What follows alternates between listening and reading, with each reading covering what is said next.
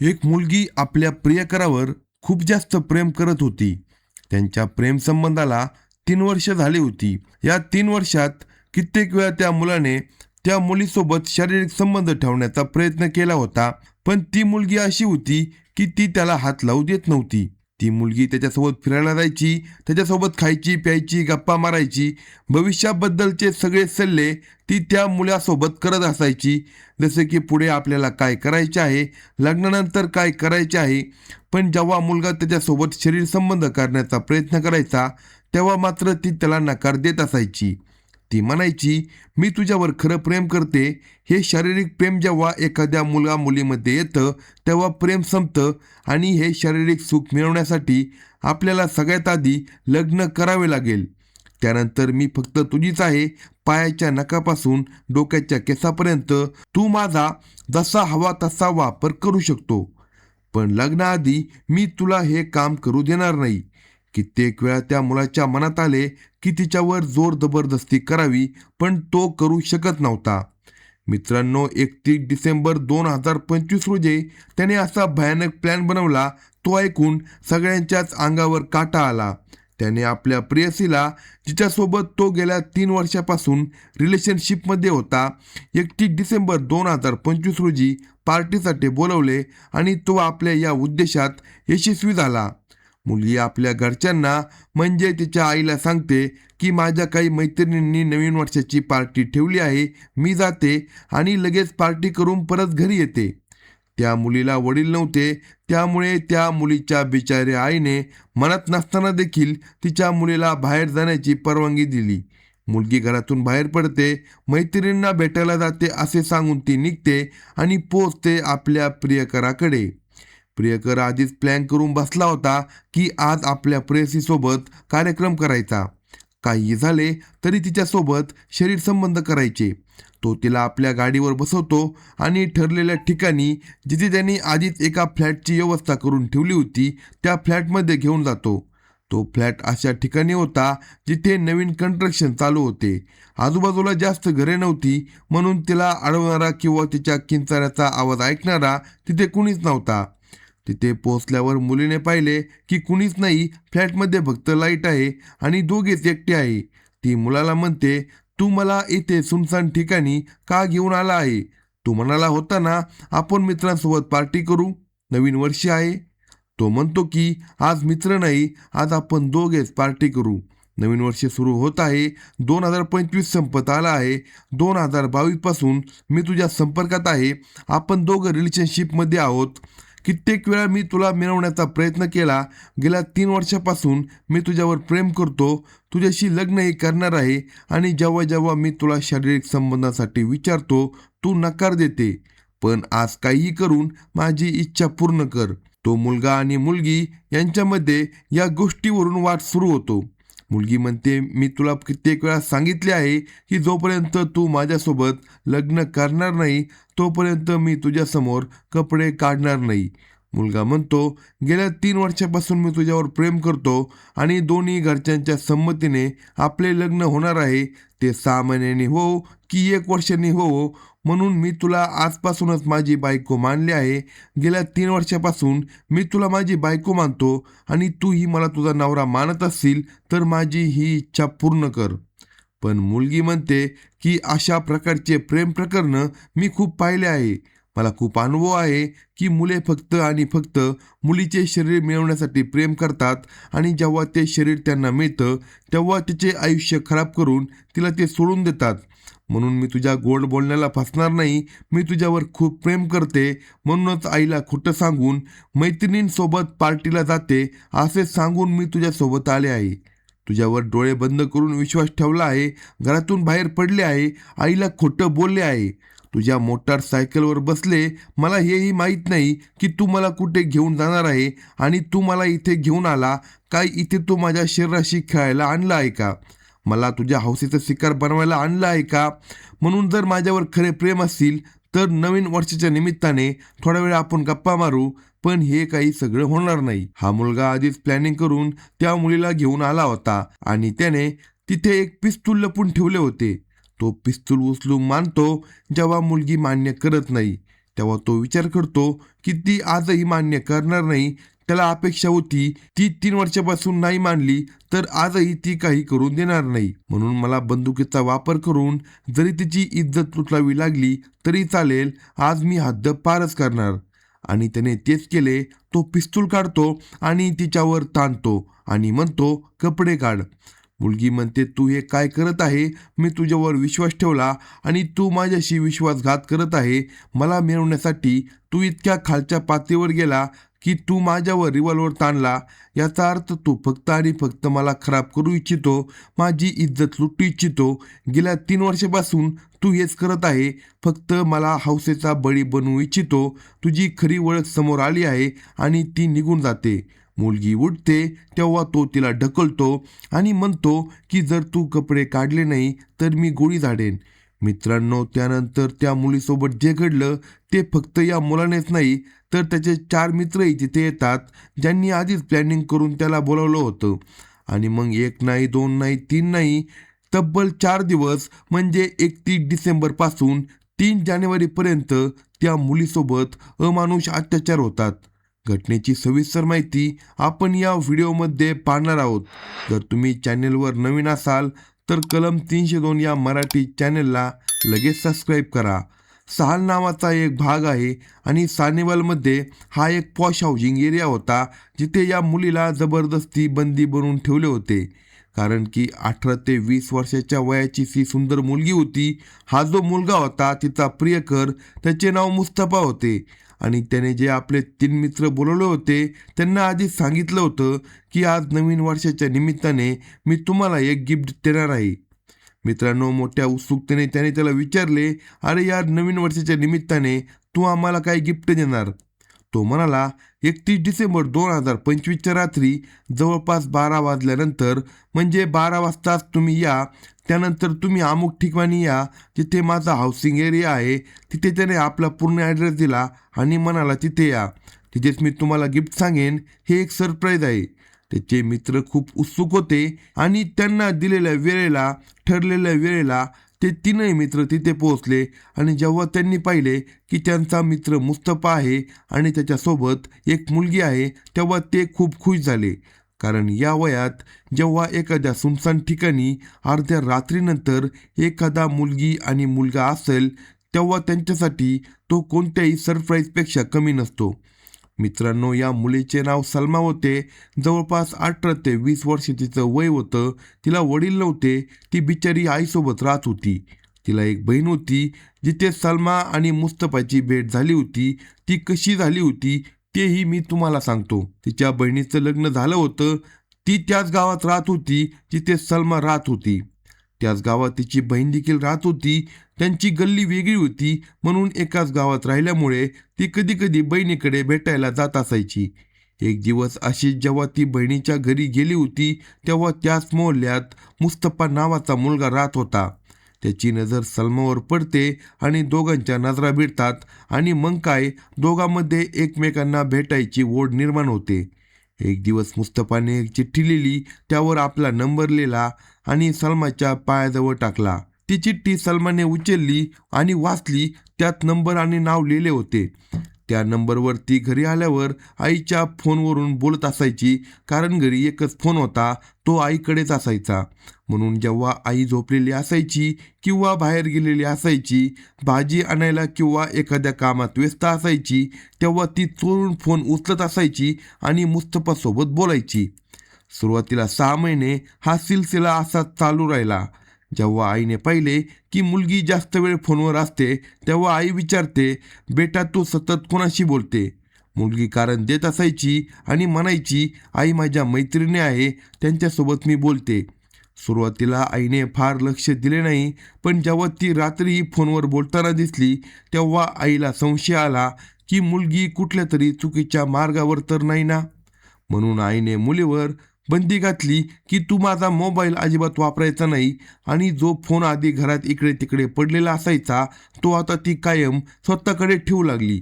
एक दिवस जेव्हा संधी मिळाली, आईचा फोन हातात घेऊन मुलीने आपल्या प्रियकराला फोन केला आणि त्याला सांगितलं की माझ्या आईने माझ्यावर फोन वापरायला बंदी घातली आहे, म्हणून मी आता तुझ्यासोबत जास्त बोलू शकणार नाही. तेव्हा जो तिचा प्रियकर होता तोही खूप चालाक होता आणि मजा घेत खेळणारा होता. त्याने काय केले, एक फोन घेतला, एक सिम कार्ड घेतलं आणि कसाही करून तो फोन आपल्या प्रेयसीपर्यंत पोहोचवला आणि तिला म्हणाला, हा फोन मी खास तुझ्यासाठी घेतला आहे. जेव्हा मन होईल तेव्हा मला फोन कर आणि आपल्या भेटीचा मार्ग काढ. हळूहळू त्यांचे प्रकरण वाढत गेले आणि दोघांमध्ये प्रेमही वाढत गेले. आता भेटीगाठी सुरू झाल्या. मुलगी आईला काही ना काही कारण सांगून आपल्या प्रियकराला भेटायला जात होती, पण भेटीपर्यंतच मर्यादा होती.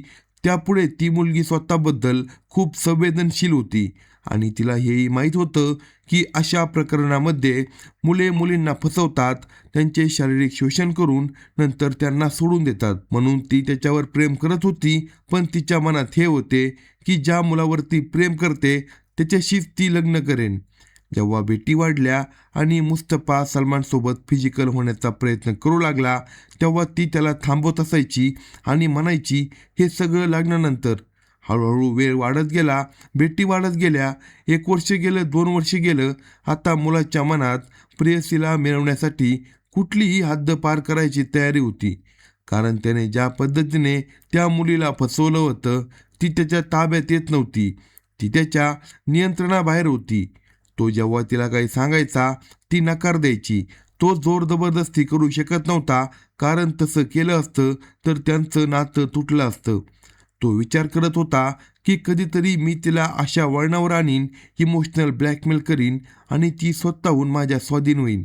पण जेव्हा 3 वर्ष पूर्ण झालं आणि मुलीने स्वतःला त्याच्या हवाली केलं नाही, तेव्हा त्याने नवीन वर्षावर म्हणजे 31 डिसेंबर 2025 रोजी एक प्लॅन बनवला की तो स्वतःही तिचा उपभोग घेईल आणि आपल्या मित्रांनाही तिचा उपभोग घेऊन देईल. आता तो त्या मुलीला शिक्षा देऊ इच्छित होता. आतून आतून त्याच्या मनात तिच्याविषयी तिरस्कार निर्माण झाला होता की ही काही मानतच नाही. आणि मग तेच घडलं जे मी तुम्हाला आधीच सांगितलं होतं. तो तिला हाऊसिंग सोसायटीमध्ये घेऊन गेला, जिथे नवीन घरांचे बांधकाम चालू होते आणि आजूबाजूला जास्त घरे नव्हती. तो तिला फसवून तिथे घेऊन गेला आणि तिच्यासोबत फिजिकल होण्याचा प्रयत्न केला. पण जेव्हा मुलीने नकार दिला तेव्हा बंदुकीपर्यंत गोष्ट गेली. तो बंदूक काढतो आणि बंदुकीच्या जोरावर तिला कपडे काढायला भाग पाडतो. मुलीने पाहिले की जर तिने कपडे काढले नाही तर तो तिला गोळी मारू शकतो. त्यावेळी त्याच्या डोक्यावर वेड चढले होते. मुलीने त्याची अवस्था पाहिली आणि स्वतःला त्याच्या हवाली केले. हा मुलगा आज 3 वर्षानंतर म्हणजे 2022 पासून ते 2025च्या 31 तारखेला म्हणजे 2025 संपल्यानंतर 31 तारखेला आपल्या उद्देशात यशस्वी झाला, तेही जबरदस्ती बंदुकीच्या जोरावर, कारण त्याने आधीच आपल्या मित्रांना सगळी माहिती दिली होती. जवळपास रात्रीचे 12 वाजले होते आणि 1 वाजायला येणार होते. तेव्हा त्याचे मित्रही तिथे पोहोचतात. तो आपल्या मित्रांना म्हणतो. मित्र त्याला विचारतात, भाऊ तू आम्हाला पार्टीसाठी ते का बोलावलं? हा काय सरप्राईज आहे?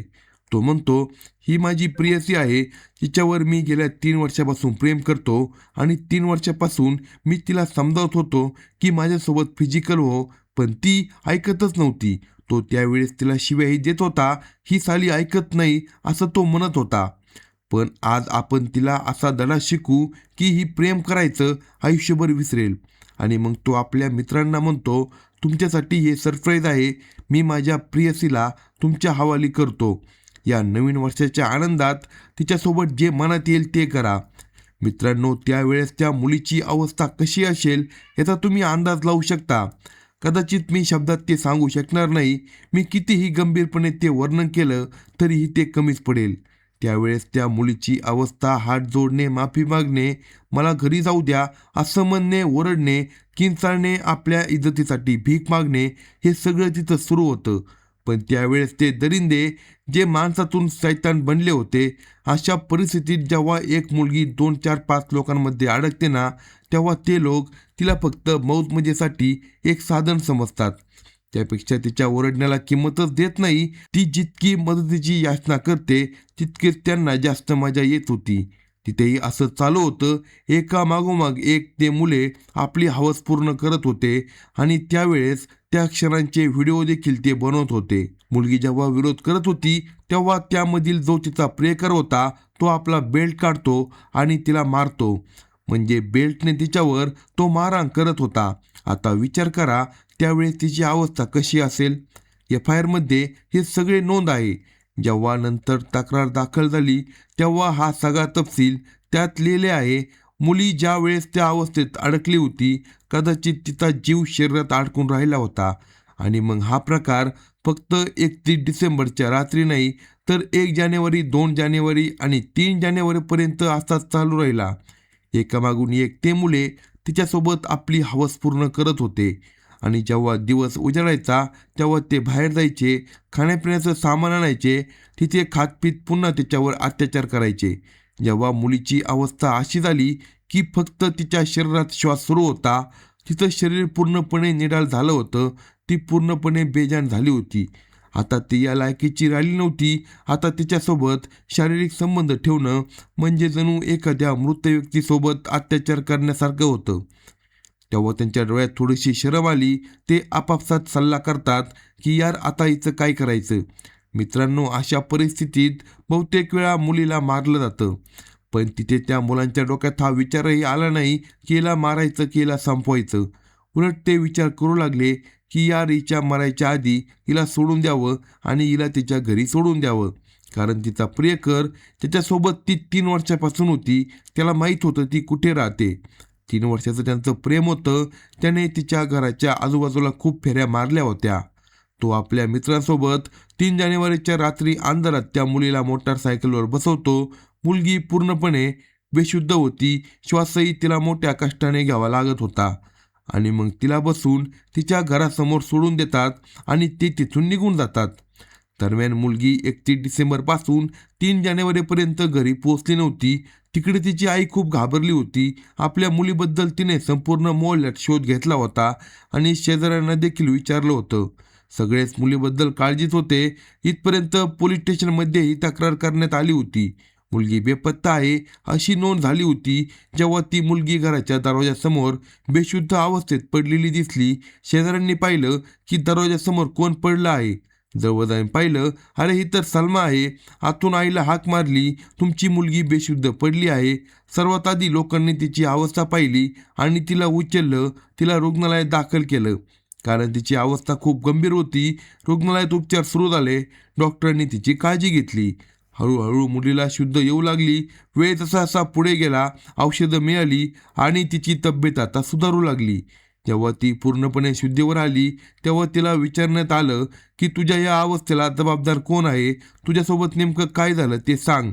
आई तिला विचारत होती की बेटा, 31 डिसेंबर 2025च्या रात्री तू मला सांगून गेली की मैत्रिणींसोबत पार्टीला जाते आणि परत येईल म्हणून मी तुला पाठवलं. कारण सगळ्या मोहल्ल्यातील मैत्रिणीच होत्या, तू एकटी नव्हती म्हणून मी तुला पाठवलं. पण बेटी हे सांग, तू नेमकी कुठे गेली होती. तेव्हा ती सुरुवातीपासून शेवटपर्यंत आईला सगळं सांगते की आई, मी आजपर्यंत तुझ्याशी खोटं बोलत होते आणि कदाचित माझ्या त्या खोट्याचं फळ आहे ज्यामुळे मला इतकी मोठी शिक्षा मिळाली आहे. मग ती आईला सांगते, मी बहिणीकडे जात असताना मुस्तफा नावाच्या मुलासोबत तिची भेट झाली आणि मग ती कसं चोरीचुप्या फोनवर बोलायची आणि कसं त्याने तिला दुसरा मोबाईल घेऊन दिला होता आणि कसं त्यांच्या भेटीचा सिलसिला सुरू झाला होता. मैत्रिणींना भेटायला जाते असे सांगून आणि या 3 वर्षात कित्येक वेळा जेव्हा तो फिजिकल होण्याचा प्रयत्न करायचा तेव्हा ती लग्नासाठी त्याच्यावर दबाव टाकायची.